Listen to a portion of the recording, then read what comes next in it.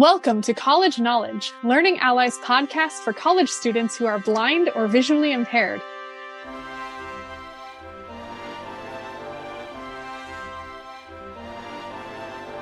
This show brings together three core elements of Learning Allies College Success Program: mentors, resources, and community. I am your host for today, Rachel Greider. Health, while important anytime, is especially critical now. Our next two episodes will focus on maintaining and improving your health as a person with a visual impairment. Our physical and mental health are so crucial, but at times we can overlook them for a variety of reasons. I will be moderating our first episode, a discussion of physical health. Today, we'll speak with three mentors who have made physical health one of their top priorities. Kinsey Lynch works in business and marketing. He is also a long-distance runner. Stephanie Zundel is a school counselor by day, and in her spare time, she maintains her running and cycling. Currently, she's training with ambitions to be part of a Paralympic cycling team in 2021. Lily Asadulina is a yogi and massage therapist. So we will begin with Kinsey. Kinsey, what led you to a love of running? Thank you, Rachel. It's a pleasure to be here. My love of running started actually prior to my running about 12 years ago now, give or take. I was a wrestler in middle school, believe it or not. That's how long I've been doing it. I switched to running because I didn't want to do as much of a contact sport. So I started out doing middle school track and eventually progressed up to high school cross country. I'm the kind of person that I don't like to be told what I'm unable to do. While I was in high school cross country, I was told that my visual impairment would provide a liability to myself and the school, as cross country takes place on a lot of uneven surfaces. You may run through the woods, so things like roots, twigs, leaves, sticks, things like that could prohibit a safe environment for me to run in. I worked to change that for both my conference and, just in general. And after, participating in the practices and making it clear to my school and to my athletic conference that I wasn't going to stop running, I was actually allowed to maintain on the team. I can remember my very first race to this day. They put me at the back of the pack. I finished 51st out of 50 in about 35 minutes. And from that point on, I was hooked. So I started from going to do 5Ks, barely being able to finish, to I've done 3 marathons. I've done Philadelphia Marathon, Chicago, and New York. And I've run all over the country with a group called Achilles International, which provides guides for athletes with physical or other impairments. And through them, I've been able to really travel the country, and it's been, an amazing experience. My goal at some point is to do Boston, and I'd like to do London, Berlin, and Tokyo marathons in the not too distant future, COVID notwithstanding. That's fantastic. Thank you so much for sharing that. I love it. So, like Kinsey, Stephanie is also really into running. Stephanie, could you talk about that and also your journey towards working as a cyclist for the Paralympics? Absolutely. So similar to Kinsey, my running career started off with Achilles International. At the time, I was living in Nashville, Tennessee for college and grad school. So I joined the Nashville chapter. So I was running. I started out doing my first half marathon because my roommates at the time actually signed up for a half marathon, and I thought they were completely crazy. But since I always loved athletics, I did not want to be the one who didn't run the half marathon. So I put myself up to the challenge, and I signed up for the half marathon, and I started running with my roommates. Probably halfway through training for that half marathon, because of college life and lots of homework and different class schedules, we weren't able to train a ton. And I was getting pretty worried since I didn't feel like I was prepared enough. So basically at that point, it was around the same time as the NFB, or the National Federation of the Blind, convention for the state of Tennessee. So I was at the convention, and my roommate there told me about Achilles International Nashville.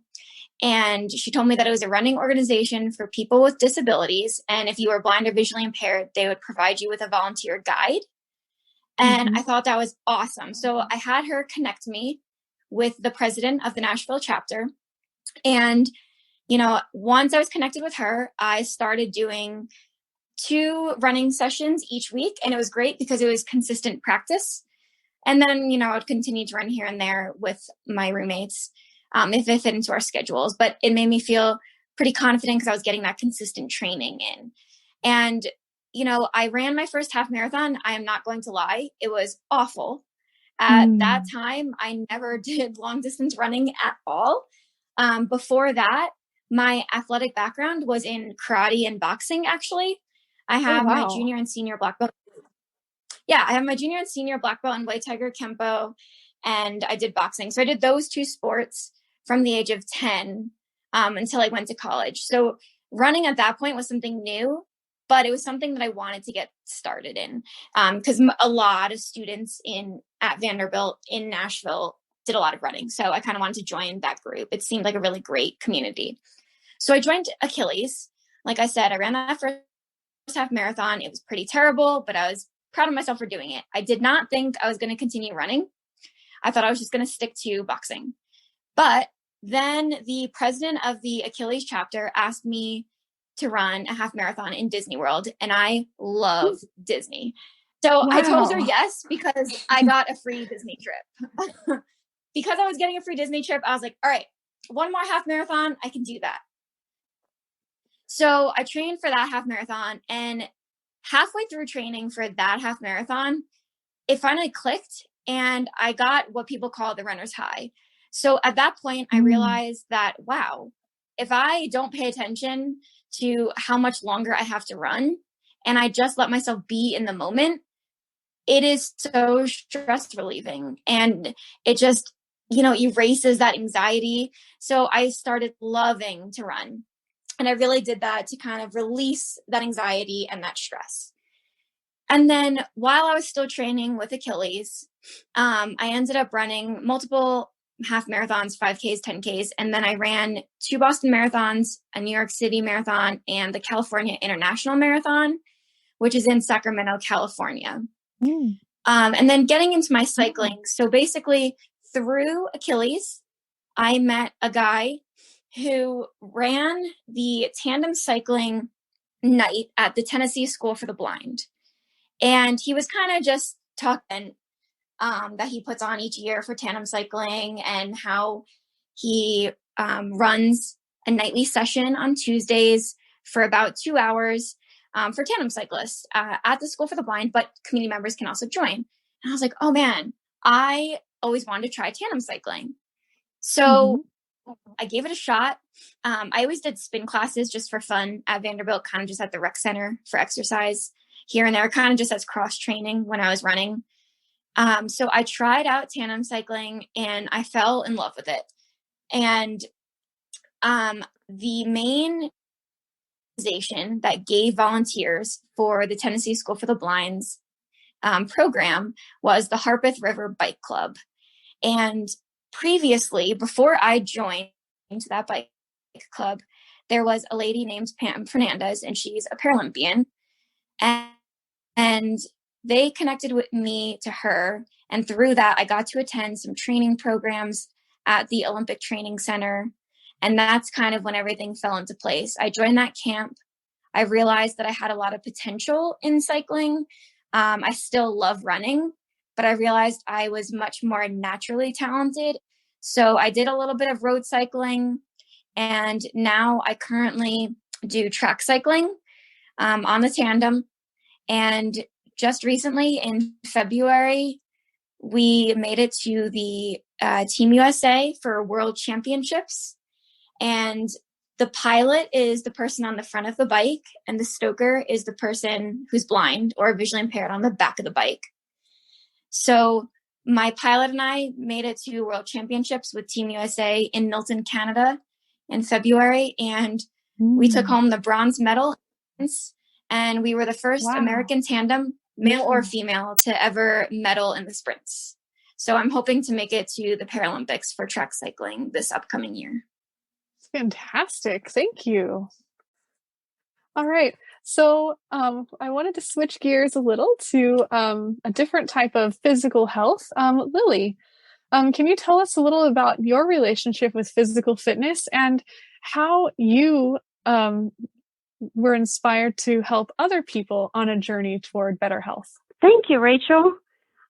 So my journey with physical health started back in high school. I was a competitive swimmer and competitive track runner, actually sprinter. Although I'll be honest, I'm not a big fan of running. I basically joined because I wanted to stay in shape. However, I really love swimming. I continued my journey with swimming when I moved to Denver, Colorado. After I graduated high school, I joined a master swim team. And then I met a personal trainer that was offering me sessions for really cheap price. So I was like, oh, yeah, I'm going to start working out. And then he would really help me to get my body in shape, and also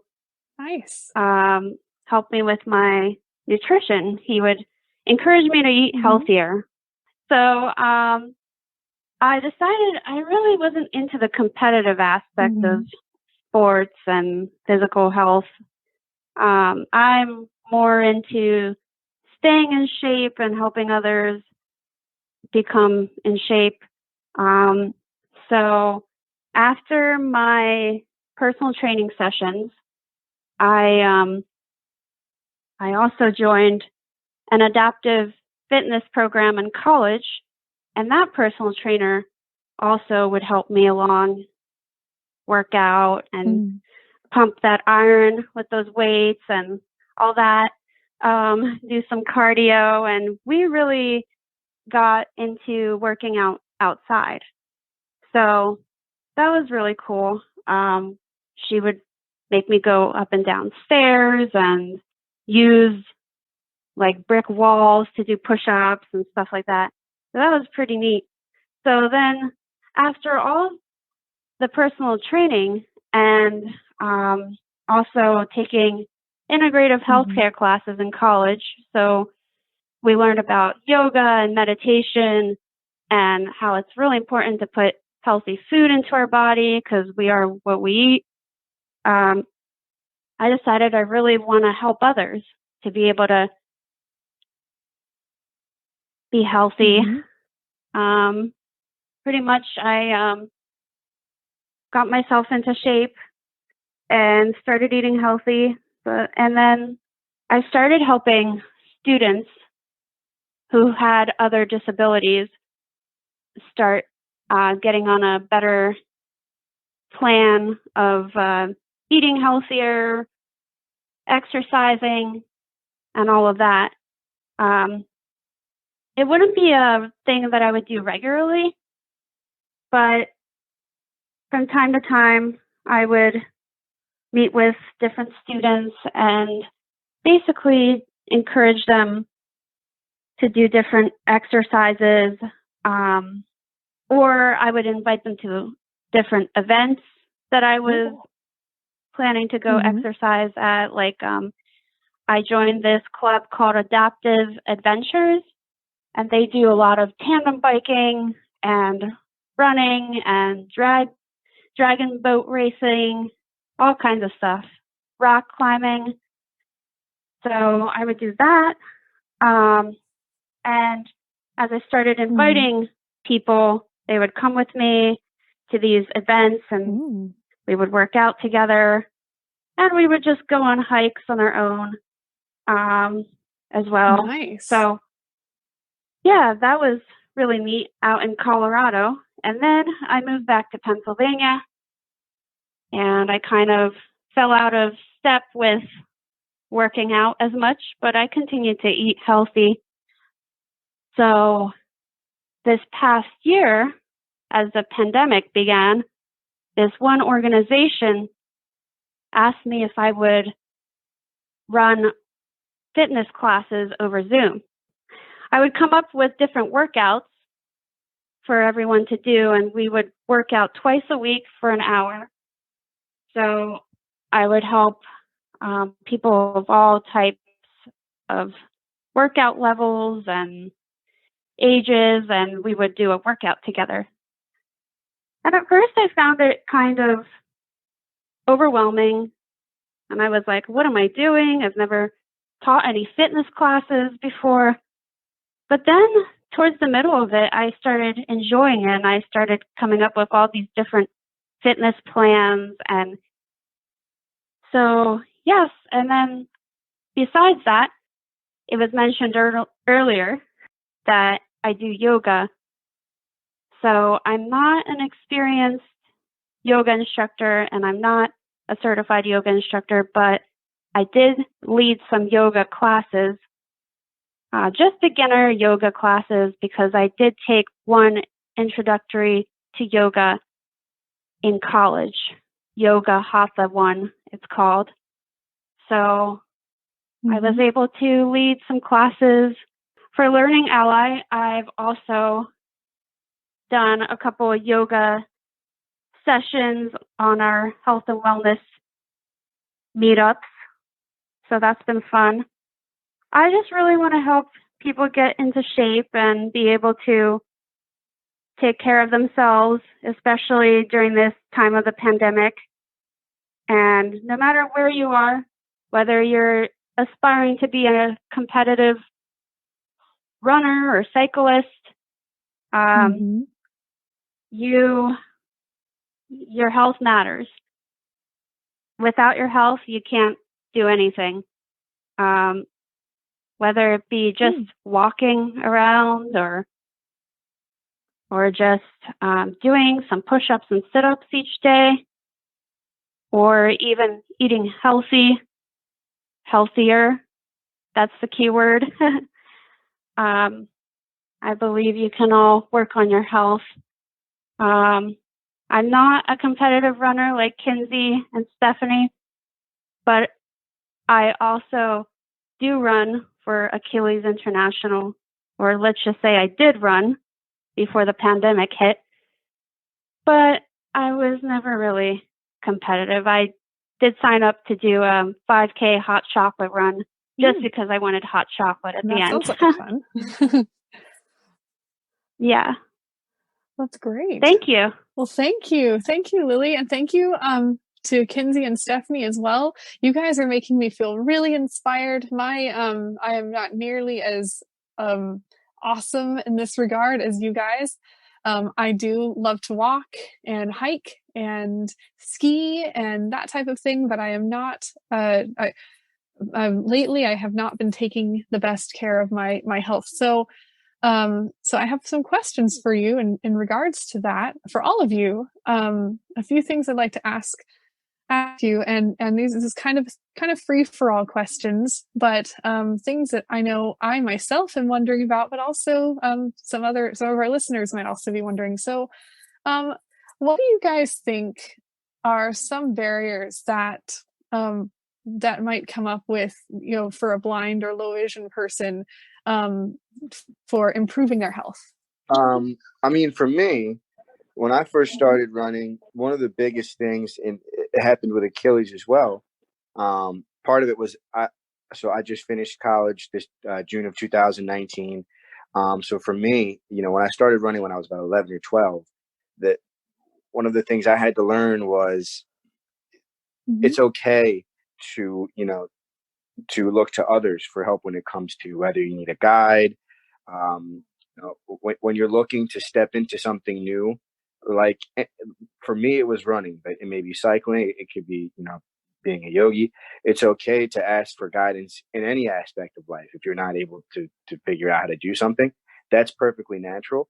And getting through that initial, layer of trying to find a way to do something, I'm a solutions kind of person. So it was definitely a learning experience trying to figure that out, how to be able to, adapt to a situation that wasn't exactly meant for me to be a part of, but I knew I wanted to make a part of my life. So I think that was probably the biggest thing, is getting comfortable being uncomfortable, and being in new situations, So one barrier that I've noticed, in addition to what Kinsey just said, is a lot of us for cross training, even if we are runners or cyclists, we do some type of weightlifting.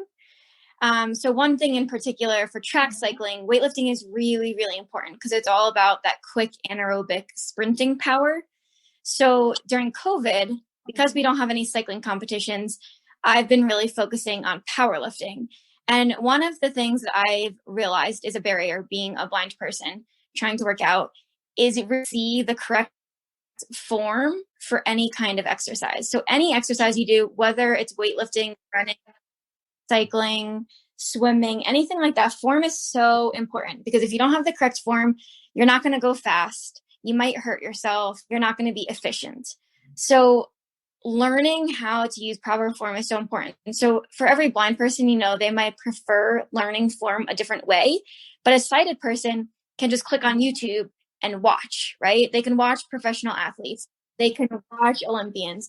For us, we either have to feel someone who's willing to let us feel them, which might be awkward sometimes for us or for them, or we can ask a personal trainer to watch us and maybe give us verbal cues on how to do it, or we can ask coaches.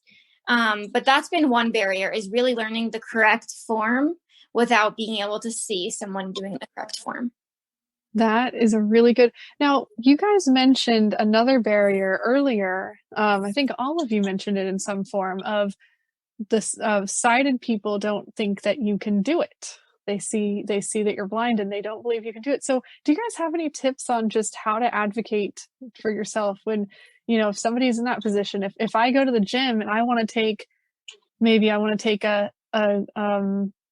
let's say a yoga class or some other class, and my instructor says, I don't think you can be in this class because you're blind. What are some ways you guys have advocated for yourselves? Okay, so actually I was going to add the gym aspect.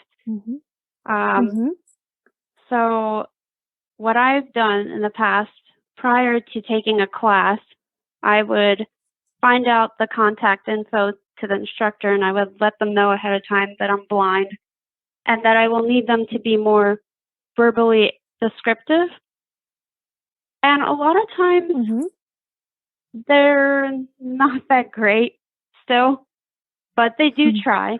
And as far as yoga classes in particular, I've let the instructor know ahead of time that I'm blind, and they actually have been nice enough to come over to my mat and show me the correct form of the posture. So that's fantastic. That's been great. As far as the other classes, like I've taken ab classes before, and it's just really fast paced. So you just do what you can, really. The instructor is doing it in front of everybody, and there's this loud music, and it's great. It's exciting and fun, but at the same time, since we can't see what's going on and the instructor isn't being as descriptive, it's hard to follow along. So in that position, I've asked someone that's either next to me what's going on, or I try to bring a friend to that class as well. And I just want to add, the one barrier also is navigating a public gym. I've worked out at various gyms like Planet Fitness, LA Fitness. And when you're just by yourself and others are working out, you can't always hear the machinery because there's just so much background noise. So what I try to do is just have the staff at the gym show me a couple of different machines. And then I'm always walking slow to each machine and using my cane so that hopefully I will hear if someone is on the machine before I get on it. Sometimes I just call the front desk if it's like a small gym, I'll call the front desk and the staff member or someone will help me over to the next group of machines.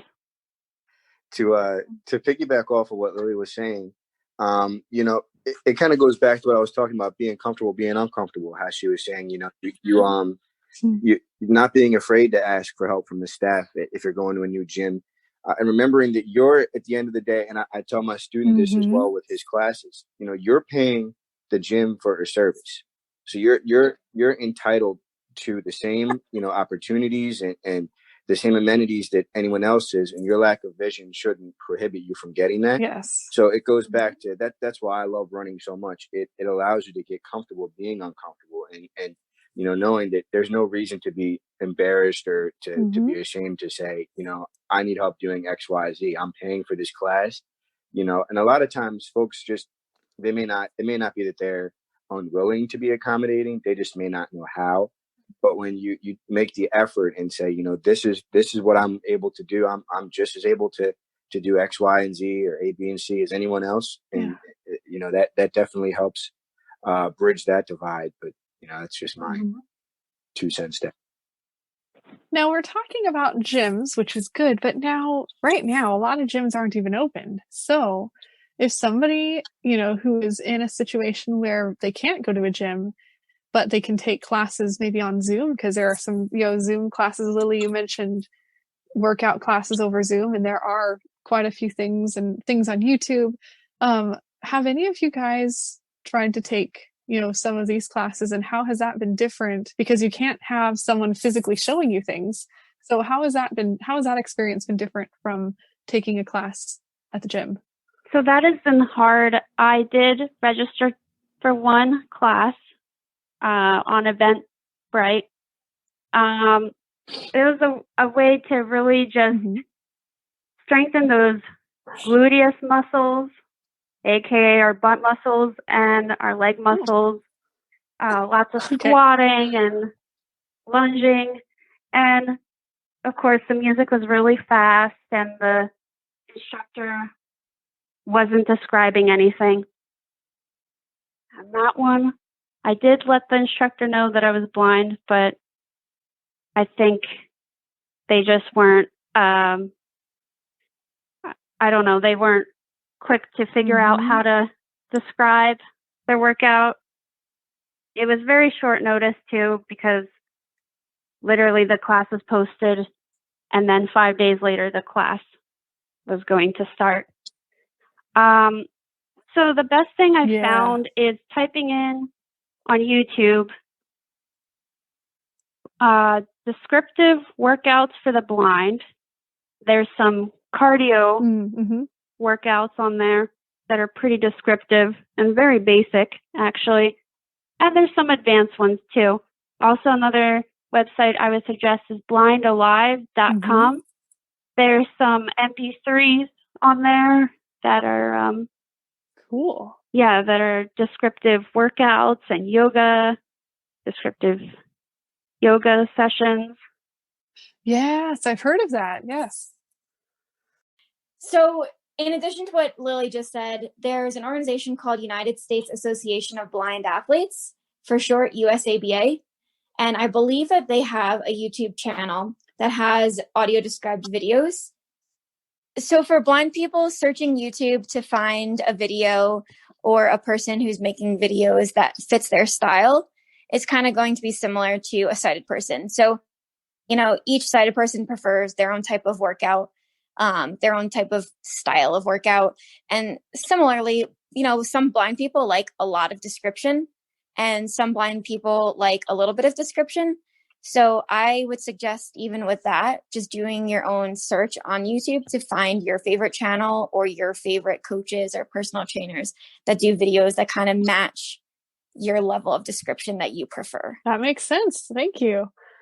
So all of you guys are making me feel really inspired to go out and do some workouts. I do have a couple other things I wanted to ask you a little more about the pandemic wise. So do you have any tips, like for someone who maybe has not done a lot of, you know, workouts, who has never really been involved with athletics at all? Do you have like any tips on, maybe just where they could go to get started? I know you guys talked about Blind Alive and YouTube and, but maybe some like sports, or specific activities that might be good just to sort of get started? I mean, for me, it depends. I feel like it's a case by case situation. In, in terms of what your goals may be, everyone has different. That's what I love about running too, is no one comes from the same starting point and no one's going to end at the same end point. So, you may find that you're happy, walking, you just want to get outside, get some fresh air. You may find, I think all of us on this call kind of epitomize, or on this podcast kind of epitomize the different degrees you can go, which is great. I would just say when you're making those decisions, keep everything in its proper perspective and realize that just because you may not be starting, you may not be cycling for the Paralympic team like Stephanie, you may not be a yogi like Lily, and you may not be running like myself. That doesn't mean that this particular sport isn't for you. It's all about putting everything in its proper place. Hopefully that's helpful. Yeah, that makes sense. Absolutely. Otherwise, you could just do a basic workout where you do some cardio, so some walking in place or jogging or marching, and then do some push-ups, some sit-ups, and maybe some plank position. Mm-hmm. And then just do 3 sets of that each day. Yeah, I love that. I know for me, I've been using Fitbit a lot and challenging people, with step count. So I know that's very basic. But I know it definitely helps to challenge other people, keep me motivated. Stephanie, did you have something to add?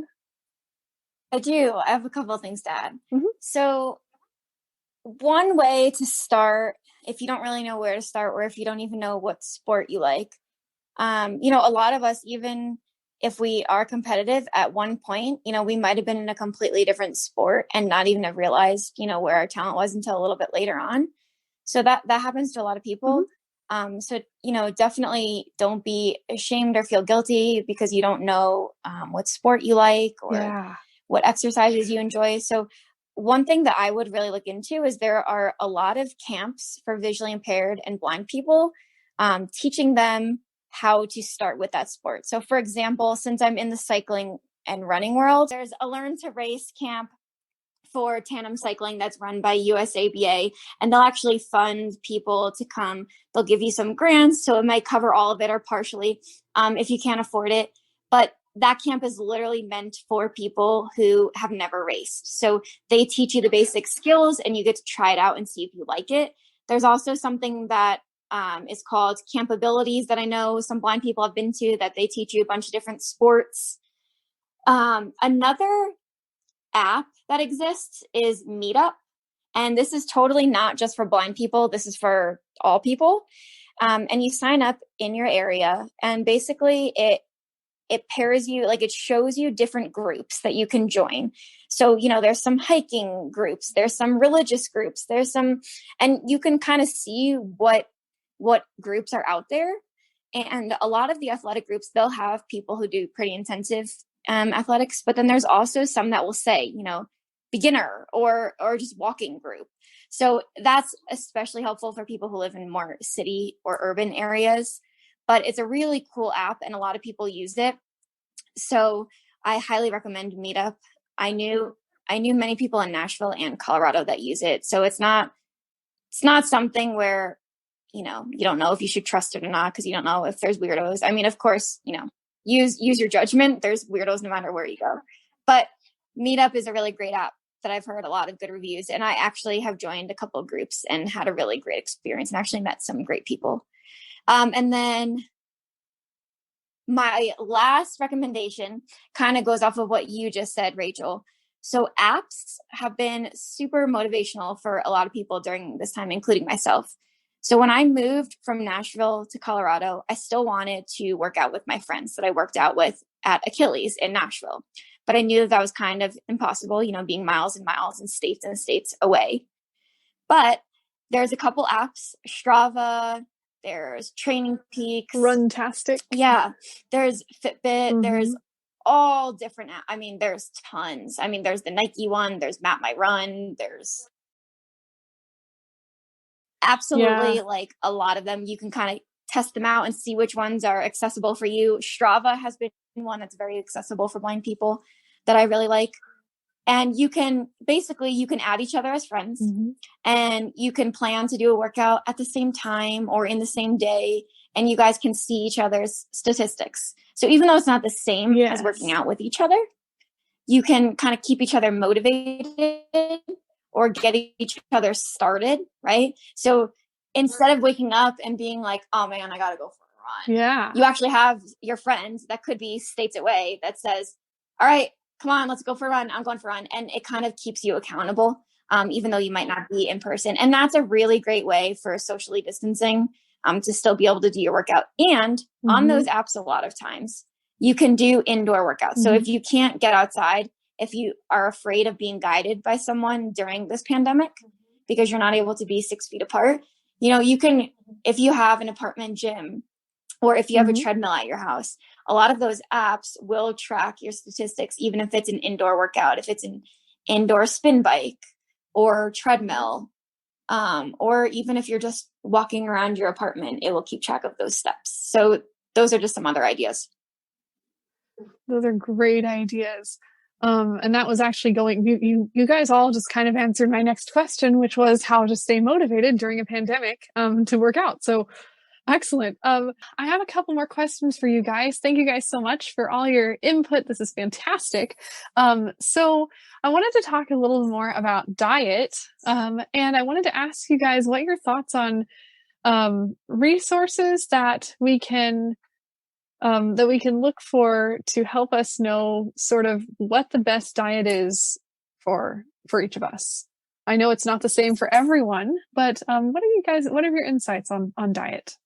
Right. Well, I think what's important is, like, in order to be physically fit, like, people need to eat food, right? Like, whatever that food is that fuels you, like, that's so important. And as long as you're getting protein and carbs,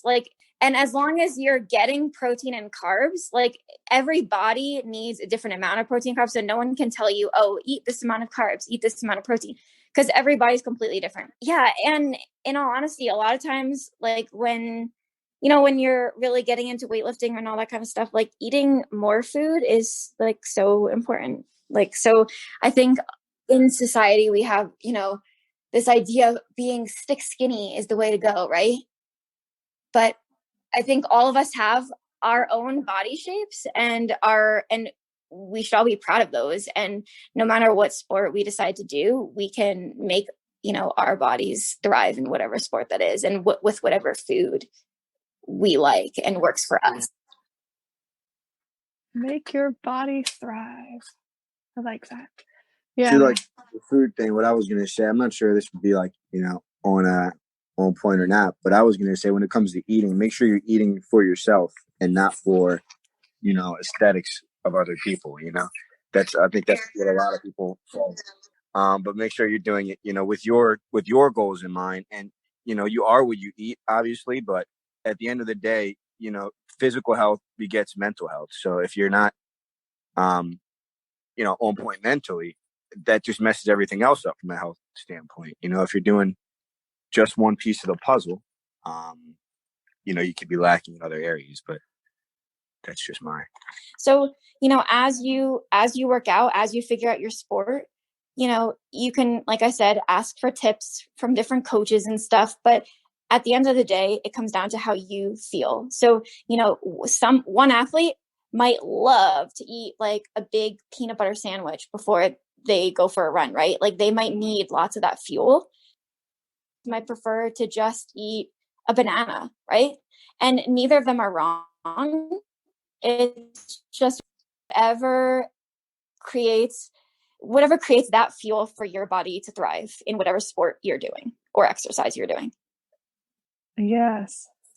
I would also like to add a couple immune boosting tips, since we're talking about diet here, especially that we are in the pandemic. I would highly recommend adding a lot of vitamin C to your diet. You can get your vitamin C from all kinds of different fruits, like citrus fruits, such as oranges, tangerines, even pineapple has a lot of vitamin C in it. Lemon, you can add lemon to your water. Yeah, so vitamin C is a good thing. And then also adding different nuts to your diet has different healthy fats that'll help your immune system. Omega-3 and omega-6 fatty acids in there. So that's really important. Or fish. Of course, there's a lot of people that don't like fish. So leafy greens or nuts and seeds would be a good substitute for that. And another immune boosting tip that has nothing to do with diet is make sure you're getting plenty of sleep. So a sufficient amount of sleep for an adult is 7 to 8 hours a night. All right. So I have one last question for you guys, and I wanted to talk a little bit about recovery. So how important is it? How important is recovery, and how does that help us maintain our health? Sure. Well, I'll speak from a place of, I've done, distance running. I've done short running. I've run as a beginner, and I like to think I run a pretty good amount now. And I think the biggest thing for recovery is knowing when your body is telling you it's time to take a rest, knowing how to listen to your body when it's telling you it's had enough.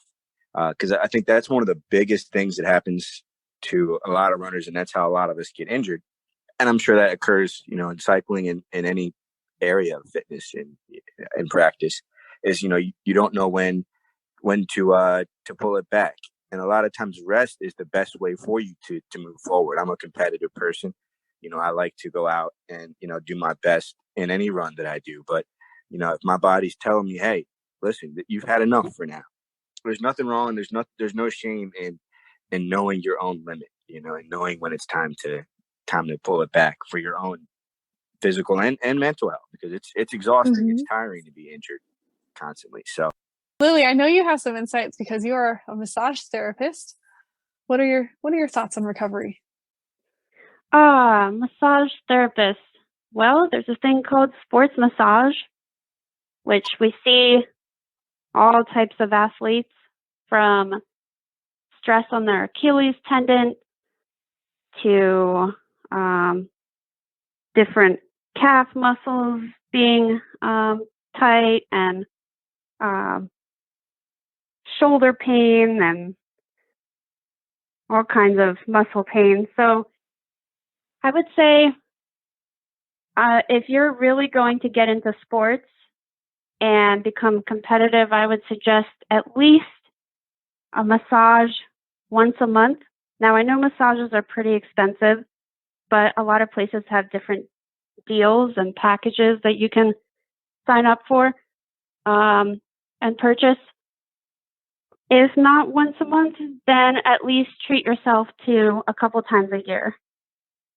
So there's all kinds of different sports massage. We have pre-event sports massage, where we massage people so that their muscles are nice and loose and ready to play the sport. Or we have post-event massage, where it's more recovery, where we're massaging whatever, depends on the person's pain level.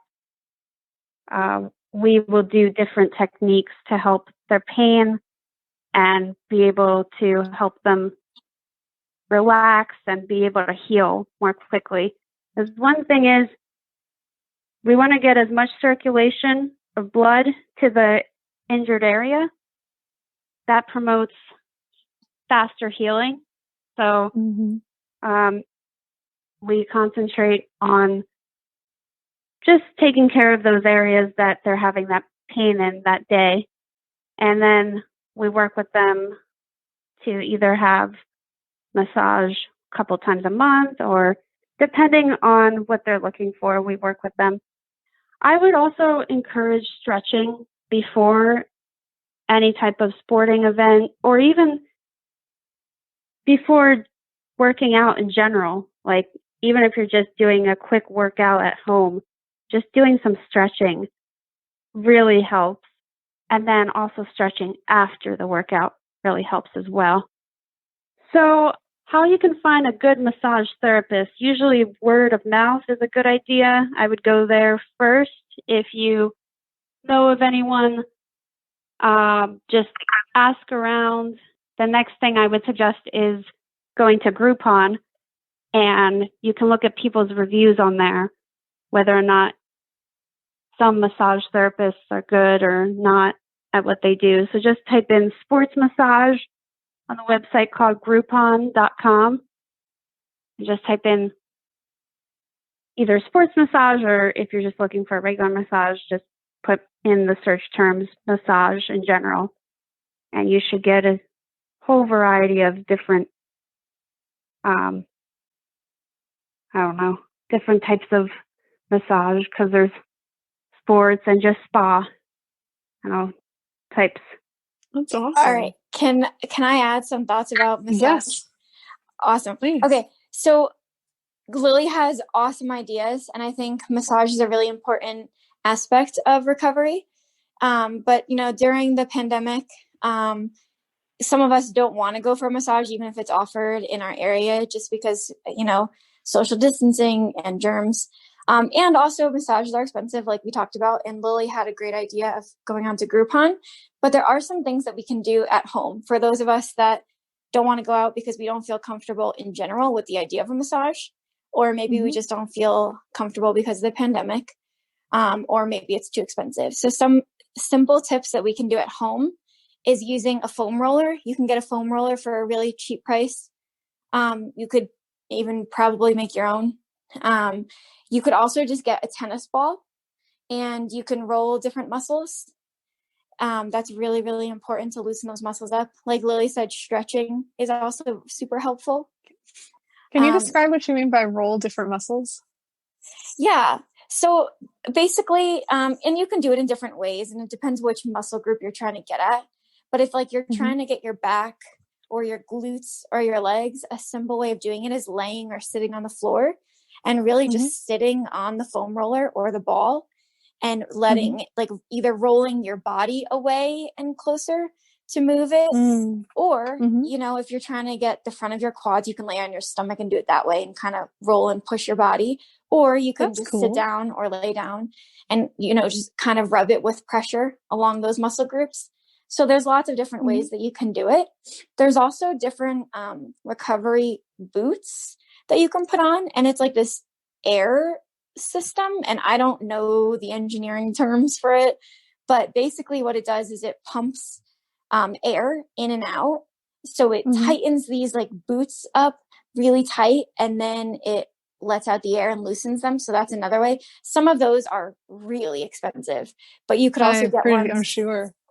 Yeah, but you can also get some that are cheaper.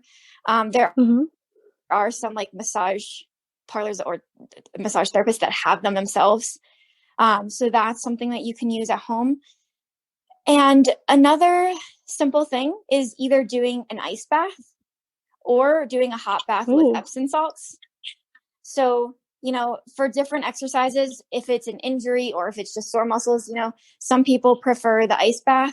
Some people prefer the heat. Some people prefer going back and forth. So that's something that you can definitely do on your own at home. You don't need to go anywhere. And then, as we said earlier, a big part of recovery is rest and getting lots of protein. Yes, those are really, really good advice. So does anyone have any parting thoughts? You guys have been fantastic. Thank you so much for sharing your awesome expertise. I am feeling super motivated right now. And does anyone have any parting thoughts for our listeners?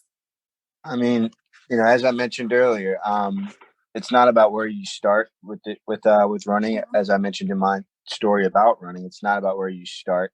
To me, running has been kind of a microcosm of, my life, where you face adversity through the course of the run. You find ways to overcome it. That's just kind of how running has been for me. So if I were to, give some advice in that standpoint, I wouldn't let, something like having a lack of vision prohibit you from doing, whether it be running, cycling, walking, whatever it is you'd want to do. And that's not just fitness wise, but in your professional growth and in life in general. I wouldn't let it prohibit you from doing, what it is you love to do. Yeah. All right. So going off of what Kinsey just said, I think it's important because a lot of us, watch sports games on the TV, watch athletes on the TV, hear about Olympians, watch, Netflix documentaries on all these amazing athletes. And, that's great. And if those are your goals and those are your talents, absolutely go for it. But I think the important thing is, success isn't perfection. We don't need to be perfect. None of us are perfect. Success is, staying determined and not giving up and just achieving your goal, whatever that goal is. Mm-hmm. I like that. Success isn't perfection. That's great. Lily, anything you'd like to share? So I would like to add another thing is comparing yourself. Don't compare yourself to other athletes. It can get really mentally draining. That's something that I have done in the past and didn't get me anywhere. So just concentrate on your own goals and what you're striving for, and you'll get there. Definitely put your mind to it. I mean, I started running with Achilles before COVID hit, and at first I really didn't like running, and then I worked up to liking running. I don't love running, but definitely like it, and do something exciting to reward yourself. Like, I was going to do that 5K with hot chocolate, and I was like, yeah, at the finish line, I'm going to get hot chocolate. That's my goal. And to say that I did a 5K. And so definitely find little ways to reward yourself as well. And you can do it. Don't give up. That's great. Thank you. Thank you, Stephanie and Kinsey and Lily. Thank you guys so much. I hope you guys are feeling motivated to go out and work out. But before you go do that, I would just like to thank Learning Ally staff for supporting the podcast and our funders and stakeholders for supporting all that we do. The co-hosts of College Knowledge are Brian Duarte, Rachel Greider, and Rashad Jones. Our program director is Mary Alexander. Our podcast writer is Kristen Waitucky. Abigail Shaw produced the audio of the show, and Rachel Greider composed our theme song. Finally, our social media and marketing manager is Katie Otanjo. And I am Rachel Greider, and this is College Knowledge.